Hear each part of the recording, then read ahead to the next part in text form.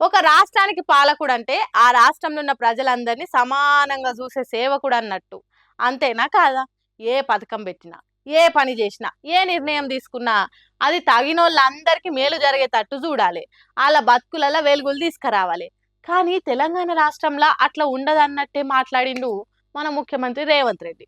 అదేందో మీరైనుండ్రి. మా శాసనసభ్యులు వస్తున్నారు అన్న, మేము ఎమ్మెల్యేలు అయినా కానీ మా ఎంబడి ఉన్న వాళ్ళకి ఏం చేయలేకపోతున్నాం, వాళ్ళకు ఉద్యోగం ఇవ్వలేకపోతున్నాం, ఉపాధి కల్పించలేకపోతున్నాం అని అన్ని రాజకీయ పార్టీలకు సంబంధించిన ప్రజాప్రతినిధులు వస్తున్నారు. అందుకే ఈ రోజు 5 లక్షల మందిని మన చుట్టూతో ఉండి చదువుకున్న వాళ్ళు ఉండి చైతన్యం ఉండి అర్హత ఉన్న వాళ్లకు 50,000 నుంచి 4 లక్షల వరకు స్వయం ఉపాధి పథకం కింద నిధులు మంజూరు చేయించడానికి, అర్హత కలిగిన వాళ్ళకు మంజూరు చేయించడానికి ఈ రోజు 6,000 కోట్లు. ఇన్నరా కాంగ్రెస్ పార్టీ ఎమ్మెల్యేల చుట్టూ తిరిగే యువకులకు రాబోయే కాలంలో 6,000 కోట్లు ఇస్తారట.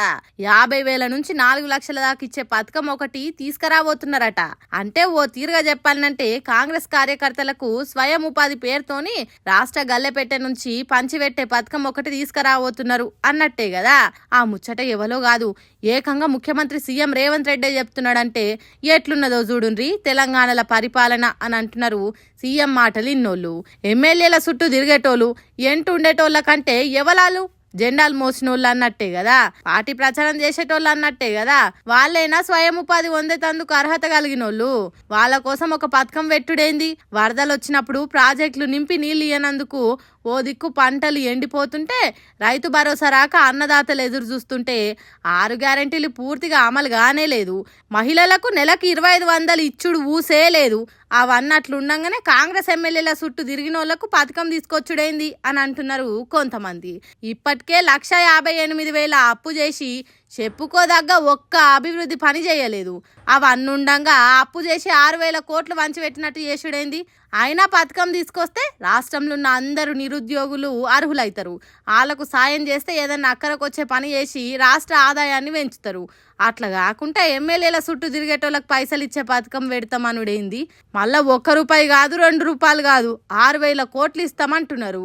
పథకం ఎప్పటి వరకు ఇస్తారో కూడా చెప్తున్నాడు ముఖ్యమంత్రి. అది కూడా నుండ్రి. జూన్ 2 నాడు 5 లక్షల మంది లబ్ధిదారులను మనం ప్రకటించబోతున్నాము. ప్రతి నియోజకవర్గానికి 4 నుంచి 5,000 మంది మన ఎంబడి ఉండి అర్హత కలిగిన కార్యకర్తలు గానీ, లేకపోతే గ్రామాలలో ఉండే నిరుద్యోగ యువకులు ఎంతమంది ఉంటారు? 2,000, 3,000 ఉండొచ్చు. వాళ్ళందరికీ మీరు పని కల్పించవచ్చు, ఉపాధి కల్పించవచ్చు. ఇన్నరా ఈ పథకం అమలు చేయకుంటే ఇప్పటికిప్పుడు కొంపలన్నీ కూలినట్టు, ఏదో ఎత్తిపోతున్నదన్నట్టు జూన్ 2వ తారీఖు నాటికే లిస్టు రెడీ చేస్తారట. ఓ ముఖ్యమంత్రే మన చుట్టూ తిరిగేటోళ్లకు పైసలు ఇచ్చే పని చేయబోతున్నామంటే నిజంగా సర్కార్ సాయం అక్కరైన వాళ్ళకు పైసలు వస్తాయన్న నమ్మకం ఏముంటది? ఇక దీంట్లో ఎన్నెన్ని పైరోగాలు నడుస్తాయో, ఎంత ఆగమవుతుందో అని అంటున్నారట నిజంగా చదువుకొని సర్కార్ సాయం కోసం ఎదురు చూస్తున్న తెలంగాణ యువకులు. మరి చూడాలి ముందు ముందు ఎట్లుంటది కాంగ్రెస్ సర్కార్ తీసుకురాబోతున్న పథకం ముచ్చట.